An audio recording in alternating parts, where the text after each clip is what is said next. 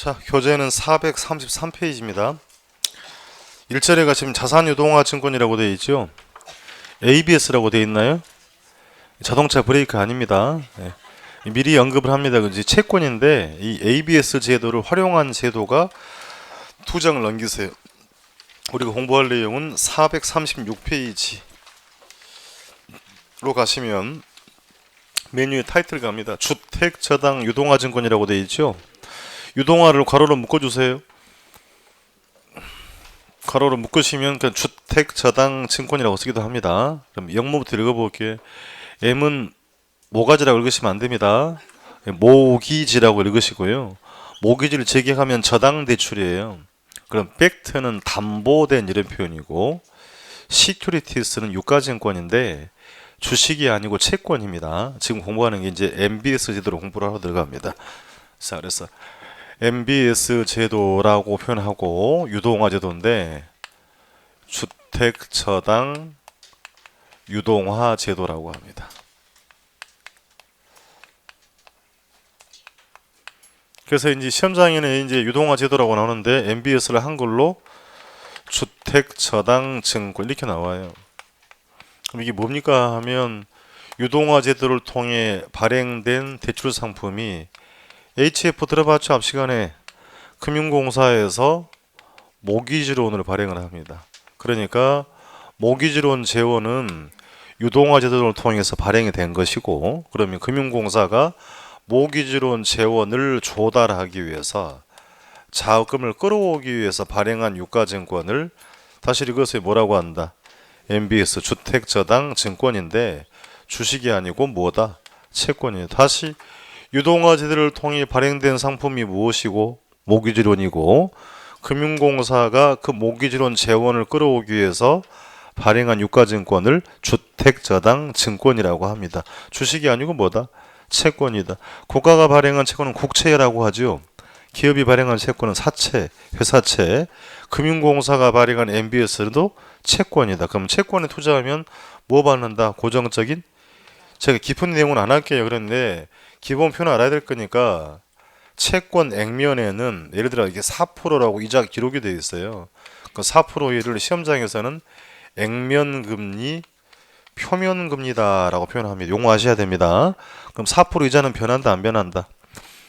만기가 3년이면 3년 동안 연 4% 이자를 받아요. 투자하시는 분들에게. 그러면 자, 요걸 발행을 해서 기관 투자자에게 팔아가지고 자금을 끌어오는 과정을 이제 공부를 하실 거라는 얘기입니다. 그래서 먼저 한 장을 옆에 바로 있네요. 예. 바로 옆에 우측에 네모 2번에 가시게 되면 주택저당 유동화 시장 구조라고 되어 있죠. 그 박스 안에 그림 설명을 드릴 겁니다. 자, 모기지로는 무주택자가 이용이 가능합니다.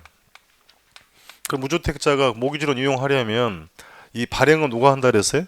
금융공사. 판매 대행을 은행에서 한다는 얘기입니다. 그럼 돈 빌리는 사람을 차입자라고 표현한 겁니다. 차입자, 자금의 수요자라고 한 것이고요. 그럼 대출을 이용하려면 어딜 찾아간다고요? 금융기관. 묶어서 다 묶어서 1차 대출기관이라고 표현합니다. 그럼 대출기관에게 대출을 요청을 하면 신용평가해서 모기지론 대출을 실행을 해요. 그럼 반대급부 원금이자 받을 권리를 갖겠죠. 금융기관 다시 안 해봐서 모르겠다고요? 대출했으니까 원금이자 받을 권리를 주택저당 대출채권이라고 합니다. 표현 부담스러우니까 줄여가지고 주택저당 채권이라고 합니다. 그럼 이게 형태가 있는 건 아닙니다만 금융기관이 보유한 자산의 일부란 얘기예요. 원금이자 받을 권리다. 그러면 자금을 더 많이 공급을 하기 위해서 돈을 끌어오기 잔머리를 한번 써보겠다는 얘기입니다. 예를 들면 자, A라는 사람이 KB은행을 통해서 3억 원의 대출을 이용을 했어요. B라는 분은 하나은행을 통해서 4억 원을, C라는 분은 우리은행을 통해서 5억 원의 대출을 이용했다고 합시다. 개별 금융기관이 대출을 실행하고 원금이자 받을 권리 읽으세요. 주택저당 채권입니다. 그럼 이 권리를 팔아먹을 심사한이에요. 팔 때는 따로따로 팔지 않고 한꺼번에 묶어서 팝니다. 묶음을 집합물이다 라고 합니다. 시험장에 집합물 이렇게 나오기도 했고, 묶음이니까 풀, 혹은 패키지라고 표현합니다. 다시 원금이자 받을 권리 묶을 뭐라고 한다? 주택저당 채권, 집합물, 풀 패키지. 한 번 팔 때 한 3,000원 정도 팔아요. 그럼 권리를 팔겠단 말입니다. 그럼 누구한테 팔게 됩니까? 하면 자, 집합물을 매각을 합니다. 그 집합물을 처음에 받던 HF 한국주택금융공사에게 매각을 해요. 금융공사 그러면 이제 2차 기관 역할을 수행한다고 합니다. 원금이자 받을 권리가 넘어왔으니까 반대급부 그에 해당하는 자금을 제공할 의무가 있습니다. 그럼 금융공사는 돈을 어떻게 만들어내는 겁니까? 처음에 용어 정의했던 뭘 발행한다? MBS. 주식이다 채권이다? 발행을 해서 연기금, 보험사 등 기관 투자자에게 팔아요. 그럼 기관이 살려면 자, 이 국채보다 적게 주면 투자해요, 안 해? 당연히 않습니다. 국채 이상 플러스 알파를 더 약속을 하고 따져볼게요. 자, 그럼 차입자가 돈 빌려갔잖아요. 투자자가 받는 수익은 어디서 오는 겁니까? 라고 하면 채무자가 원리금을 상환하면 원리금이 넘어가서 수익이 지급되는 건데 이게 디폴트를 해버리게 되면 문제가 생길 수 있죠. 그럼 투자자가 피해 볼 가능성이 있죠. 그렇다면 투자한다 안 한다? 하지 않습니다. 그러니까 개별적인 채무 불이행 관계없이 금융공사가 MBS 지급 보증을 약속을 합니다. 지급 보증을 약속을 하기 때문에 이의와 요구가 맞아서 MBS에 투자하는 겁니다. 자, 그러면 이제 시험이 깊게 물어보지는 않더라도 이게 최악의 상황에 대해서 차입자가 모두 채무 불이행한다 하더라도 민법적 표현으로 기관 투자자가 저당권을 지고 있어요. 다시 집합물이 넘어왔죠. 그럼 경매 처분할 권리 누가 가지고 있다? 기관이 가지고 있다. 그렇게까지는 안 가게 했습니다만 그러니까 그 이유와 요구가 맞아서 기관이 MBS를 사면 자금이 누구한테 가고 있어요? 읽으세요. 금융공사. 이 자금은 누구에게? 은행에게. 그럼 이철에서 모기지로운 재원이 만들어진 겁니다. 그러니까 모기지로운 재원은 은행의 재원도 아니고 금융공사의 재원도 아니고 기관 연기금 보험사의 유유자금을 끌고 들어와서 시장의 자금을 공급하는 제도를 우리는 유동화 제도라고 합니다. 그럼 유동화라는 말이 이제 한자를 물어본 건 아닙니다만 흘러가게 한다라는 표현인 거니까 금융공사와 기관 투자자가 없다고 하면 자금 공급이 원활하게 돼요? 안 돼? 안 돼요. 그러니까 주택저당 채권의 자산을 계속 흘려보내서 자금을 끌어오는 일련의 과정을 뭐라고 한다? 유동화 제도를 하더라는 얘기입니다. 그러니까 금융공사가 주택저당 채권 집합물을 기초로 주택저당 증권을 발행하여서 자금을 조달하고 자금 공급하는 일련의 과정을 유동화 제도라고 합니다. 그렇게 만들어진 게 뭐다? 모기지론인 겁니다. 그러니까 기본기를 알고 하는 거니까 유동화 제도가 뭘 정리합니다. 개별금융기관이 대출을 실행하고 원금이자 받을 권리 주택저당 채권을 모아서 뭐해서 집합물화해서 누구에게 팔고 금융공사에게 팔고 금융공사가 집합물을 기초로 뭘 발행을 해서 한글로 해보세요. 주택저당 증권을 발행하여 자금을 조달한 후 금융기관에게 공급을 해서 차입 기회를 확대하는 제도다. 이렇게 개념 정리를 딱 하고 들어가셔야 헤매지 않습니다. 그러니까 공부할 건 많아요. 그러니까 이 기본 개념이고 시장이 구조 정리해야 되고 하면 좋은 게 뭡니까? 발행 효과. 그리고 이제 3월 달에 가면 MBS의 총류까지 만납니다. 근데 문제는 이 얘기까지 여러분이 개념 정리를 못하면 총류가 전혀 진척이 안 나가. 그러니까 이 기본 과정을 당연히 알아야 된다라고 하는 것입니다. 자, 기본 틀 좀 보고 갈게요. 왼쪽 페이지로 오세요. 436페이지. 세 번째 줄에 가시면 파란 글씨가 있나요? 예, 주택 발표하세요. 주택저당 유동화 제도란 개별금융기관이 보유한 장기주택 저당 채권을 집합화, 풀이 보입니까? 패키지에서 누구한테 팔았어요? 금융공사에게 매각하고 끊고 금융공사가 주택저당 채권 집합물을 기초로 무엇을 발행해서 주택저당 증권을 발행하여 기관에게 매각했죠. 자금을 조달하더라는 얘기입니다. 이렇게 조달한 자금을 금융기관 등에 공급하고 금융기관이 수요자에게 대출을 실행해서 차입 기회를 확대하는 것을 뭐라고 한다? 유동화 제도다. 그래서 유동화 제도를 통해서 발행된 상품이 금융공사에 뭐란 얘기예요? 모기지론이라는 표현이 되겠습니다. 밑에는 뭐 이해를 돕게 하는 표현인 거 참고로 봐두시면 되는 거고요. 자, 그러면 이제 오른쪽으로 가서 시장의 기본구조 정리합니다. 자, 이 차입자 보신 대로 차입자와 금융기관까지 대출이 이루어지고 있지요. 그렇습니까?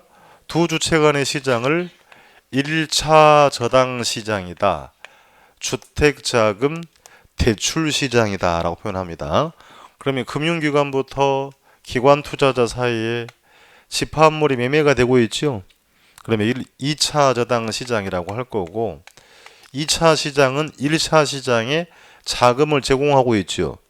2차 시장을 주택자금 공급 시장이다 라고 표현합니다. 다시 1차 시장은 뭐라고 쓰고 주택자금 대출 시장, 2차는 주택자금 공급 시장. 유동화는 어디서 나온 얘기예요? 1차, 2차예요.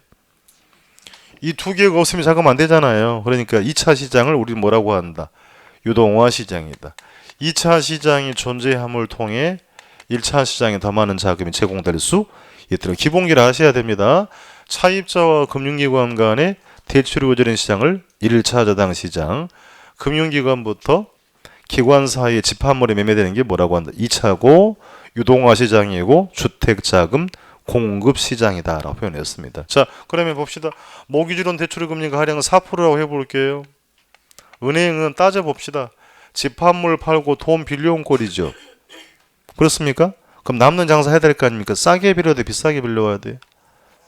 낮은 금리로 끌어온다 그랬잖아. 예를 들면 3.5에 빌려와서 4%에 팔아먹겠다는 얘기입니다. 그럼 0.5 차익이 금융기관의 수익이라는 얘기예요. 그러니까 자, 다시 낮은 금리로 해서 높은 금리로 운용을 한다. 그럼 이렇게 안 물어보고 유동화 제도가 원활하게 운영되기 위해서는 1차 시장 금리가 2차 시장보다 높아 이렇게 물어본 겁니다. 그것도 헷갈린다고 해서 일부러 그림을 위로 올린 거예요. 1차 시장 금리가 더 높아야 하더라는 얘기입니다. 그러면 MBS의 액면 금리는 1차 금리보다 높을까요? 낮을까요? 얘가 4%인데 얘를 5% 준다고 하면 사람들은 다 어디로 몰려가? MBS로. 논리적으로 안 맞습니다. 그러니까 차근차근 내려오시면 돼요. 예를 들면 3.2 정도 준다라고 생각하면 됩니다. 시험장에서 뭐라고 물어봤느냐? 2차 시장의 MBS 액면 금리는 1차 시장 금리보다 높은 편이다? 낮은 편이다. 그래도 국채보다는 높아야 되죠. 그래야 투자한단 말입니다. 그러니까 MBS 수익률은 국채보다 높아야 한다. 다시 표현을 바꿔서 저당 수익률이 투자자의 요구 수익률을 충족할 수 있어야 유동화 제도가 원활하게 수행될 수 있다. 이게 뭔지는 모르더라도 수익률이 나오면 항상 뭐과 비교하라고요?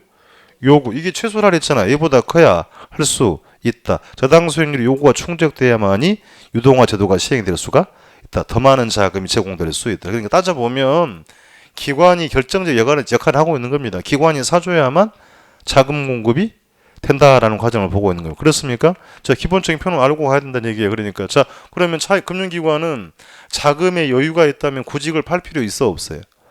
여유가 있다고 하면 그대로 보유하면서 원리금을 상환받을 수도 있고 자금 필요하면 묶어서 2차 시장에 팔아서 더 많은 자금을 조달할 수도 있다라고 표현한 것입니다. 자, 교재 확인해 볼게요.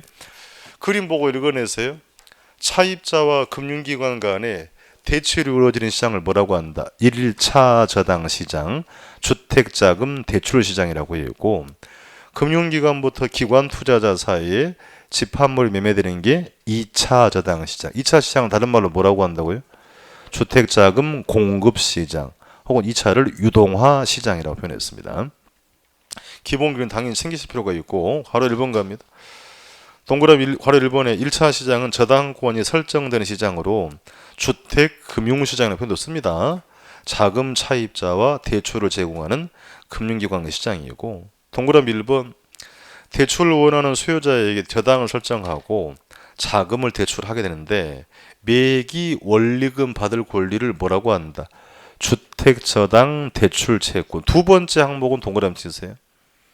두 번째 항목이 뭐예요? 주택저당 채권. 용어들은 동의어들이 많이 나오는데 주로 그걸 많이 물어본 거니까 대출을 실행하고 원금이자 받을 권리 우리는 뭐라고 하나? 주택저당 채권이라고 합니다. 동그라미 2번